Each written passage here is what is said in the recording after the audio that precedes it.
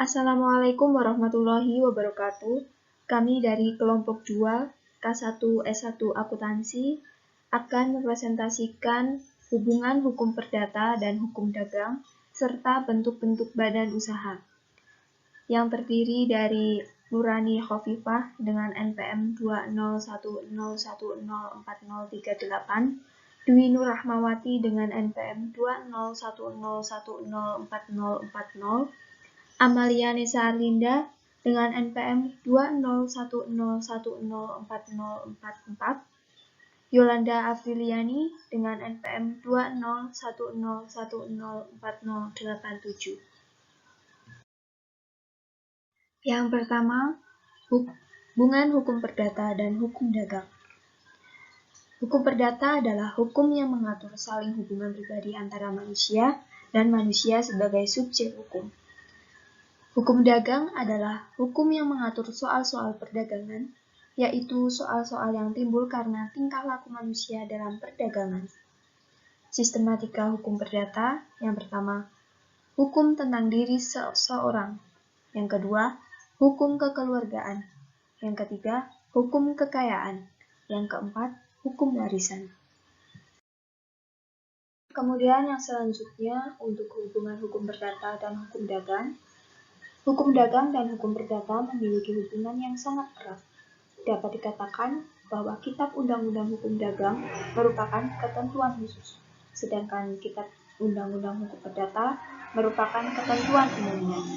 Bukti adanya hubungan antara Kitab Undang-Undang Hukum Dagang dengan Kitab Undang-Undang Hukum Perdata tertuang pada pasal 1 Kitab Undang-Undang Hukum Dagang yang menyebutkan bahwa Kitab Undang-Undang Hukum Perdata seberapa jauh dalam Kitab Undang-Undang Hukum Dagang ini tidak khusus diadakan penyimpangan-penyimpangan.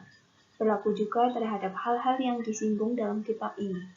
Mengenai hubungan tersebut berlaku adagium lex specialis decorat legi general, yang berarti hukum khusus mengalahkan hukum umum, atau dengan kata lain, hukum khusus mengesampingkan hukum umum. Artinya, bahwa apabila suatu ketentuan telah diatur dalam Kitab Undang-Undang Hukum Dagang, maka ketentuan yang mengatur hal yang sama dalam Kitab Undang-Undang Hukum Perdata menjadi tidak berlaku. Bentuk-bentuk badan usaha. Bentuk usaha merupakan organisasi usaha atau badan usaha yang menjadi wadah penggerak setiap usaha.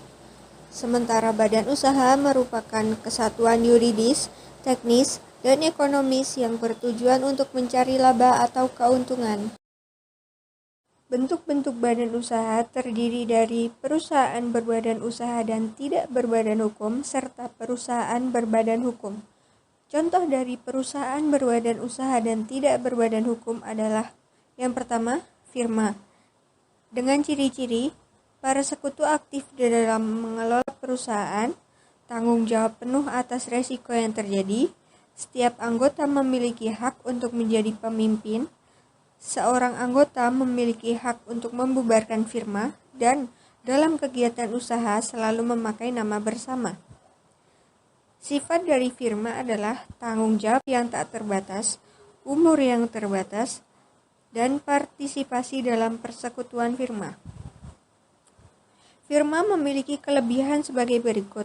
Yang pertama, jumlah modal yang lebih besar, adanya pembagian di antara para anggota, semua keputusan diambil bersama-sama, dan pendirian relatif mudah. Sementara kekurangan firma adalah pemilik bertanggung jawab penuh atas seluruh utang perusahaan. Yang kedua, usaha bubar jika salah satunya bubar. Dan yang ketiga, kerugian ditanggung bersama.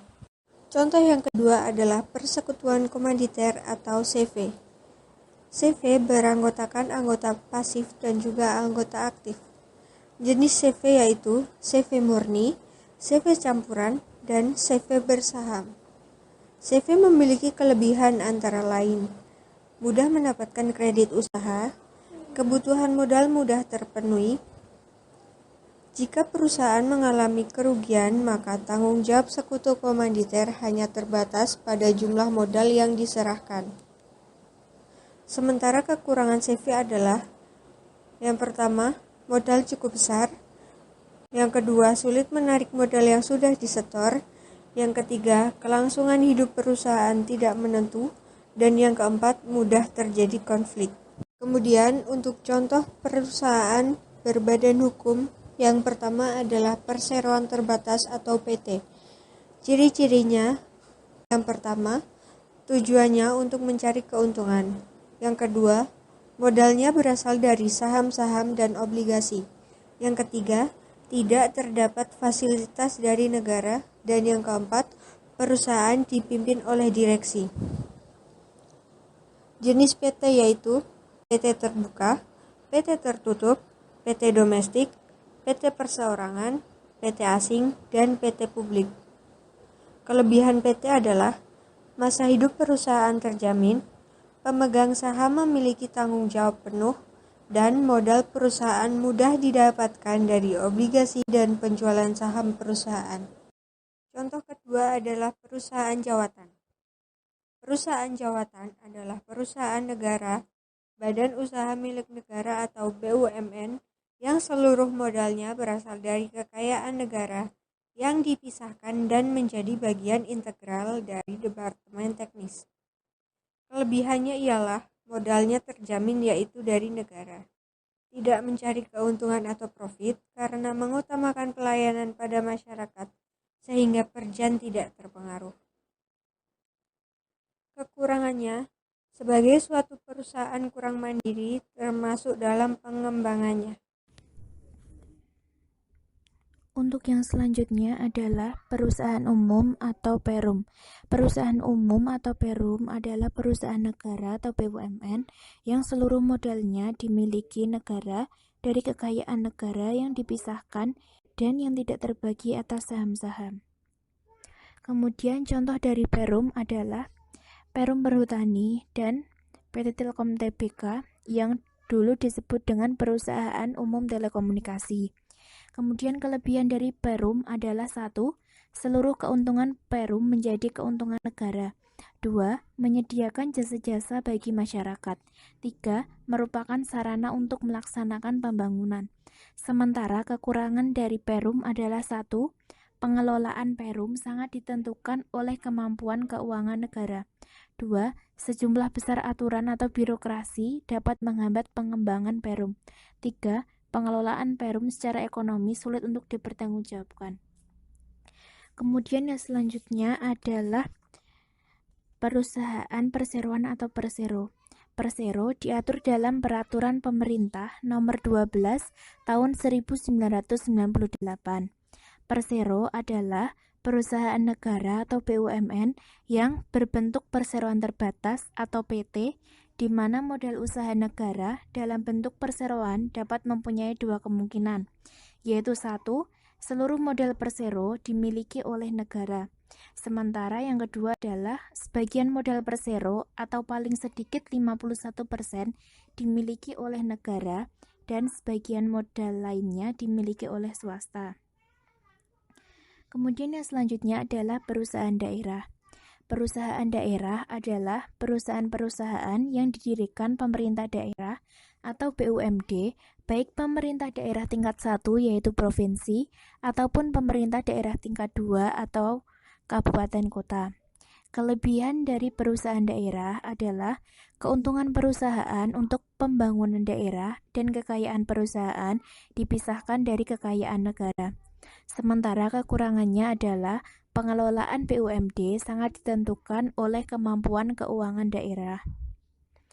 Kemudian yang selanjutnya adalah koperasi.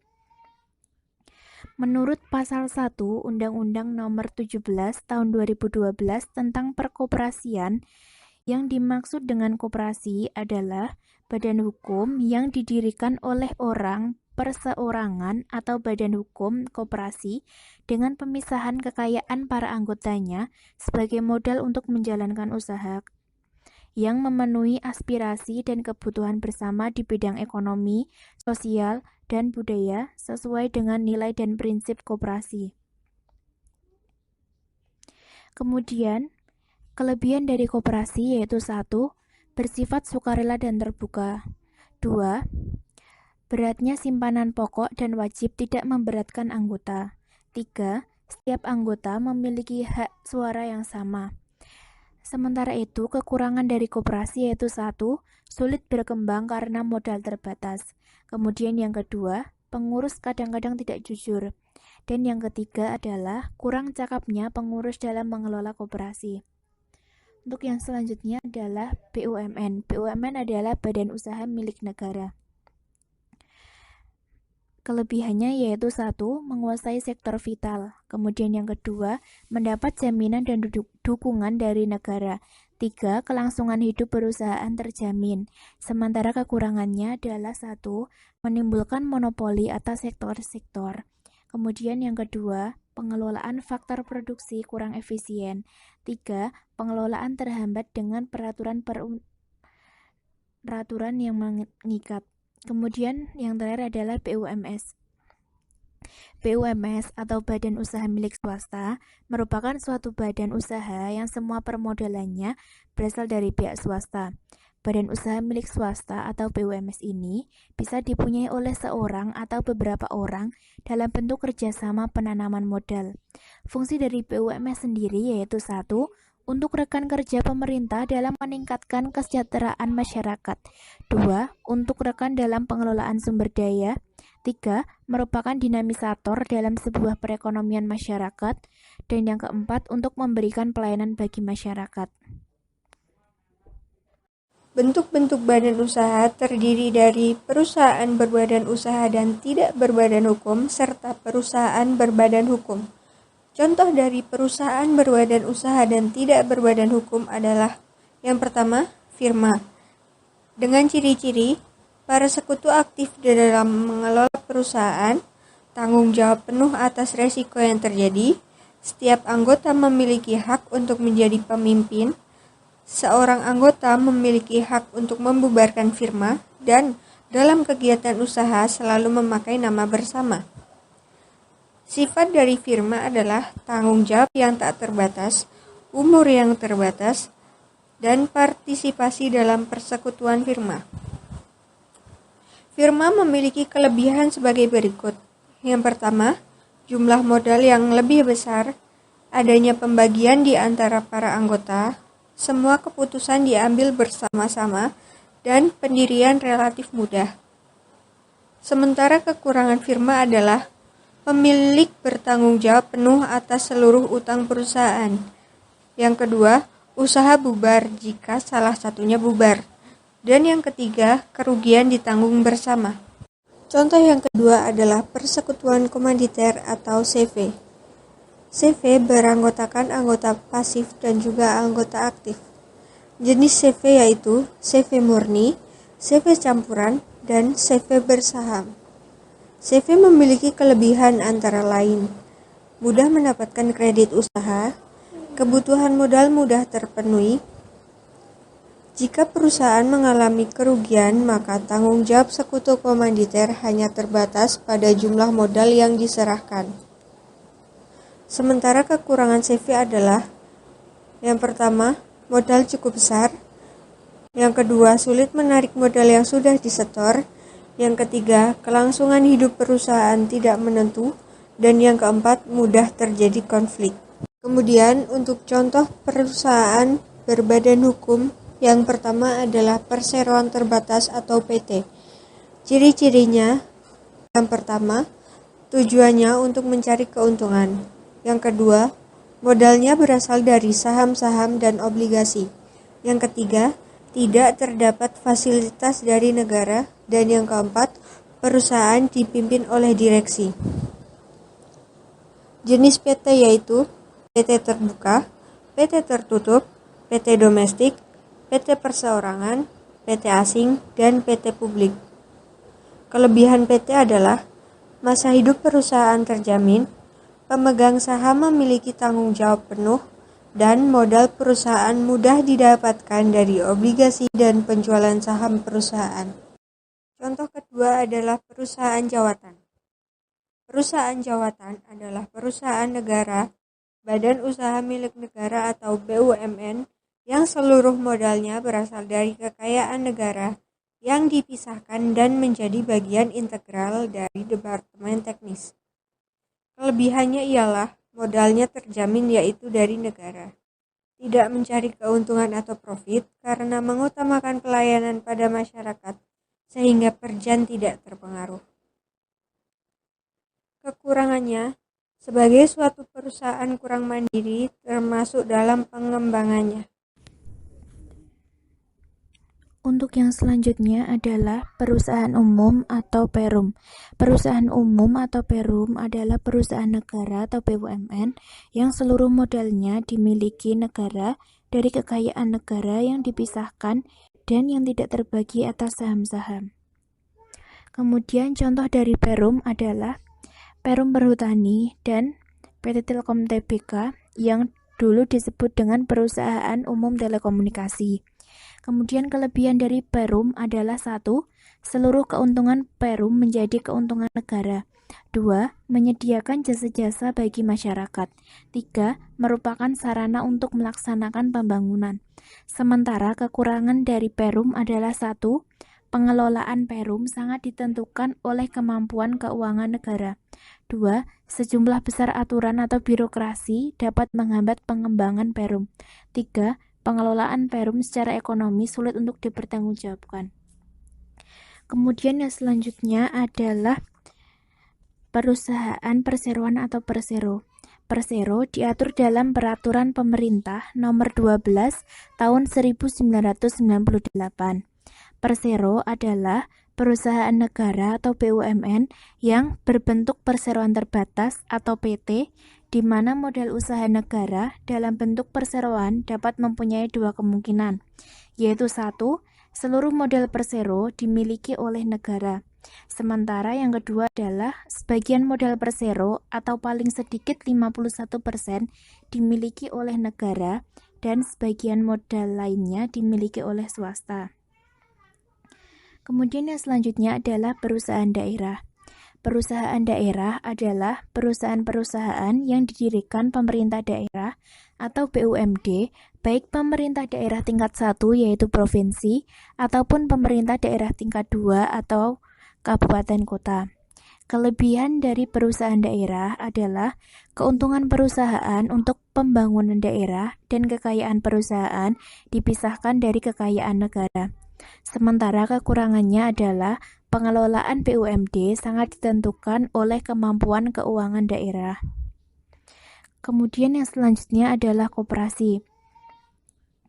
Menurut Pasal 1 Undang-Undang Nomor 17 Tahun 2012 tentang Perkoperasian, yang dimaksud dengan koperasi adalah badan hukum yang didirikan oleh orang, perseorangan atau badan hukum koperasi dengan pemisahan kekayaan para anggotanya sebagai modal untuk menjalankan usaha yang memenuhi aspirasi dan kebutuhan bersama di bidang ekonomi, sosial, dan budaya sesuai dengan nilai dan prinsip koperasi.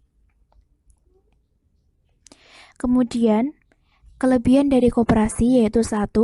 Bersifat sukarela dan terbuka. 2. Beratnya simpanan pokok dan wajib tidak memberatkan anggota. 3. Setiap anggota memiliki hak suara yang sama.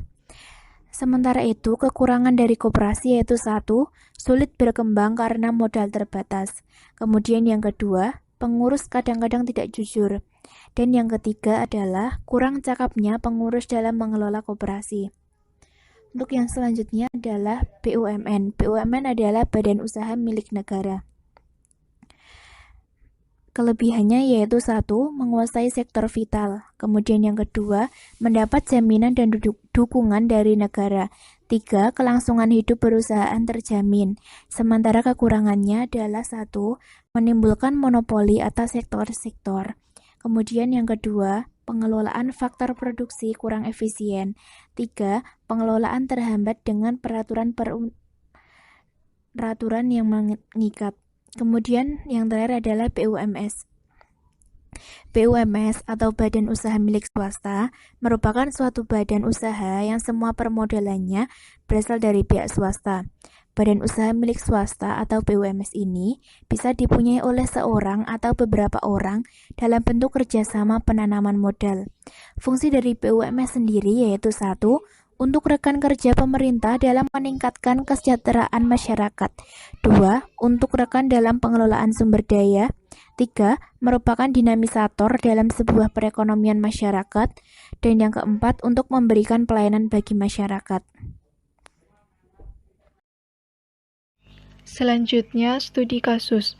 Contoh kasus pertama yaitu KPPU selidiki penjualan paket rapid test corona oleh rumah sakit.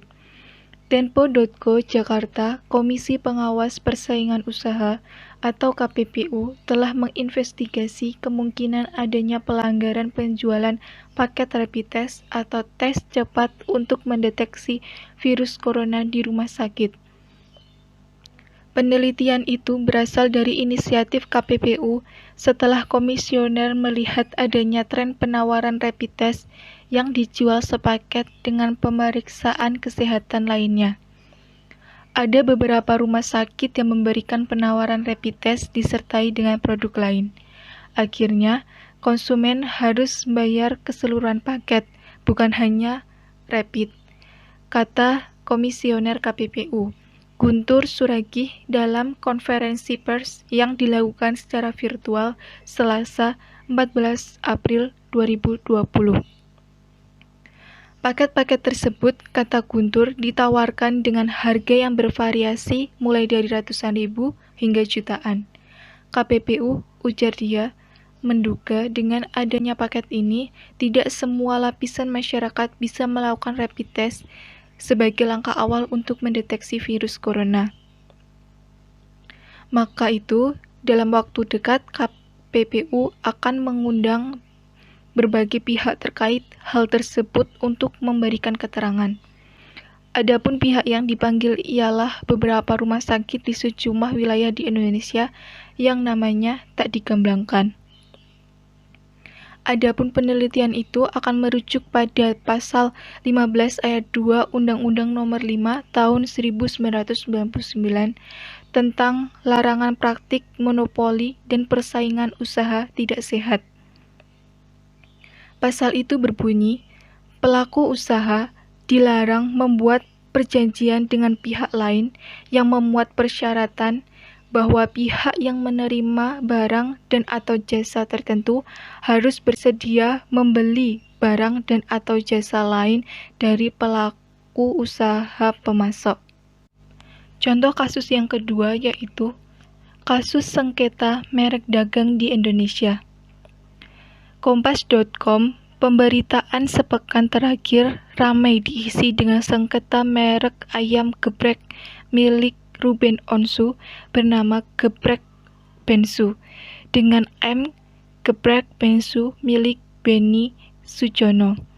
Ruben yang sempat mengajukan tuntutan ke Mahkamah Agung untuk bisa mendapatkan hak paten dari merek Geprek Bensu memang harus menelan pil pahit karena setelah mendapat penolakan. Namun, selain kasus tersebut, masih ada sejumlah sengketa merek yang pernah terjadi di Indonesia pada waktu-waktu sebelumnya. Merek memang sebuah penanda produksi suatu pabrikan. Begitu pentingnya merek sehingga dengan menyebut merek saja, orang sudah langsung bisa mengaitkan kepada jenis bendanya. Apakah itu makanan ringan, mobil, hingga kacamata. Tak heran, merek dagang ini dipersengketakan bila ada pihak yang menirunya. Semenjak diberlakukannya Undang-Undang Hak Atas Kekayaan Intelektual atau HAKI dan hak paten, merek menjadi dominan dan mempunyai nilai yang sangat tinggi. Alhasil, merek dagang kadang menjadi perebutan yang sengit, baik secara perdata hingga berujung di penjara. Selanjutnya, studi kasus. Contoh kasus pertama yaitu KPPU selidiki penjualan paket rapid test corona oleh rumah sakit. Tempo.co Jakarta, Komisi Pengawas Persaingan Usaha atau KPPU telah menginvestigasi kemungkinan adanya pelanggaran penjualan paket rapid test atau tes cepat untuk mendeteksi virus corona di rumah sakit. Penelitian itu berasal dari inisiatif KPPU setelah komisioner melihat adanya tren penawaran rapid test yang dijual sepaket dengan pemeriksaan kesehatan lainnya. Ada beberapa rumah sakit yang memberikan penawaran rapid test disertai dengan produk lain. Akhirnya, konsumen harus bayar keseluruhan paket, bukan hanya rapid, kata komisioner KPPU, Guntur Suragih dalam konferensi pers yang dilakukan secara virtual Selasa 14 April 2020. Paket-paket tersebut, kata Guntur, ditawarkan dengan harga yang bervariasi mulai dari ratusan ribu hingga jutaan. KPPU, ujar dia, menduga dengan adanya paket ini, tidak semua lapisan masyarakat bisa melakukan rapid test sebagai langkah awal untuk mendeteksi virus corona. Maka itu, dalam waktu dekat, KPPU akan mengundang berbagai pihak terkait hal tersebut untuk memberikan keterangan. Adapun pihak yang dipanggil ialah beberapa rumah sakit di sejumlah wilayah di Indonesia yang namanya tak digamblangkan. Adapun penelitian itu akan merujuk pada pasal 15 ayat 2 Undang-Undang Nomor 5 Tahun 1999 tentang larangan praktik monopoli dan persaingan usaha tidak sehat. Pasal itu berbunyi, pelaku usaha dilarang membuat perjanjian dengan pihak lain yang memuat persyaratan bahwa pihak yang menerima barang dan atau jasa tertentu harus bersedia membeli barang dan atau jasa lain dari pelaku usaha pemasok. Contoh kasus yang kedua yaitu kasus sengketa merek dagang di Indonesia. Kompas.com, pemberitaan sepekan terakhir ramai diisi dengan sengketa merek ayam geprek milik Ruben Onsu bernama Geprek Bensu dengan M Geprek Bensu milik Beni Sujono. Ruben yang sempat mengajukan tuntutan ke Mahkamah Agung untuk bisa mendapatkan hak paten dari merek Geprek Bensu memang harus menelan pil pahit karena setelah mendapat penolakan. Namun, selain kasus tersebut, masih ada sejumlah sengketa merek yang pernah terjadi di Indonesia pada waktu-waktu sebelumnya. Merek memang sebuah penanda produksi suatu pabrikan. Begitu pentingnya merek sehingga dengan menyebut merek saja, orang sudah langsung bisa mengaitkan kepada jenis bendanya. Apakah itu makanan ringan, mobil, hingga kacamata. Tak heran, merek dagang ini dipersengketakan bila ada pihak yang menirunya. Semenjak diberlakukannya Undang-Undang Hak Atas Kekayaan Intelektual atau HAKI dan hak paten, merek menjadi dominan dan mempunyai nilai yang sangat tinggi. Alhasil, merek dagang kadang menjadi perebutan yang sengit, baik secara perdata hingga berujung di penjara. Sekian presentasi yang dapat kami sampaikan. Apabila ada kesalahan dalam penyampaian materi, kami mohon maaf. Wassalamualaikum warahmatullahi wabarakatuh.